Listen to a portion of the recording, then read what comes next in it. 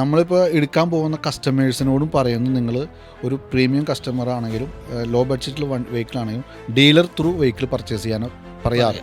അവർക്ക് പരിചയമില്ലാത്ത ഒരാളെ നിന്ന് വെഹിക്കിൾ മേടിക്കുകയാണെങ്കിൽ ചില കംപ്ലയിൻറ്റ്സ് ഇഷ്യൂസൊക്കെ വരാം. അപ്പോൾ അവർക്ക് തിരിച്ച് റിട്ടേണോ അല്ലെങ്കിൽ കംപ്ലയിൻറ്റോ സോൾവ് ചെയ്യാൻ പറ്റില്ല. ഡീലർമാർ, നമുക്ക് പ്രത്യേകിച്ച് ഈ പ്രീമിയം കാർ ആയാലും ഒറ്റനവധി ഡീലർമാരുണ്ട്, വളരെ കൃത്യമായി ചെക്ക് ചെയ്തിട്ട് അവർ ഒരു 10 രൂപ കൂടിയാലും അവർ വളരെയധികം സേഫ് ആയിട്ടുള്ള വണ്ടികൾ എടുക്കുകയുള്ളൂ. നാളെ വിറ്റ് പോകാൻ വേണ്ടിയിട്ടുള്ള വണ്ടികൾ അവർ എടുക്കുക. അപ്പോൾ ഇവരിലൂടെ സെലക്ട് ചെയ്യുന്ന വണ്ടികൾ നമുക്ക് 99% കംപ്ലയിൻ്റ് ഇല്ലാത്ത വണ്ടികളായിരിക്കും. അപ്പോൾ നിങ്ങളുടെ അഭിപ്രായത്തിൽ നമ്മളൊരു 1-to-1 ഒരാളത്ത് വ്യക്തിയെടുത്ത് പോയിട്ട് കാർ വാങ്ങിക്കുന്നതിനേക്കാൾ നല്ലത് ഡീലർമാരെ പോയിട്ട് വാങ്ങിക്കുന്നതാണ്? തീർച്ചയായിട്ടും നമ്മൾ അതാ പറയുള്ളൂ. അതായത് ഇന്ന് മാർക്കറ്റിൽ ഡീലർമാർ അത്രയും സെക്യൂർഡായിട്ട് അന്വേഷിച്ച് ചെക്ക് ചെയ്ത് സർവീസ് ഹിസ്റ്ററി എടുത്തിട്ടാണ് ഡീലേഴ്സ് ഒരു പാർട്ടിയിൽ നിന്ന് വണ്ടി എടുത്ത് വിൽപ്പനയ്ക്ക് വെക്കുക.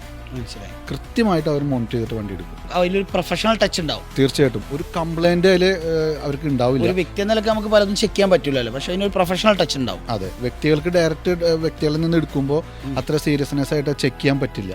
ഇവർ കംപ്ലീറ്റ് ഹിസ്റ്ററി വരെ എടുത്തു കൊടുക്കുന്ന ഒട്ടനവധി ഡീലേഴ്സ് ഉണ്ട്, അതുപോലെ ഗ്യാരണ്ടി കൊടുക്കുന്നുണ്ട്.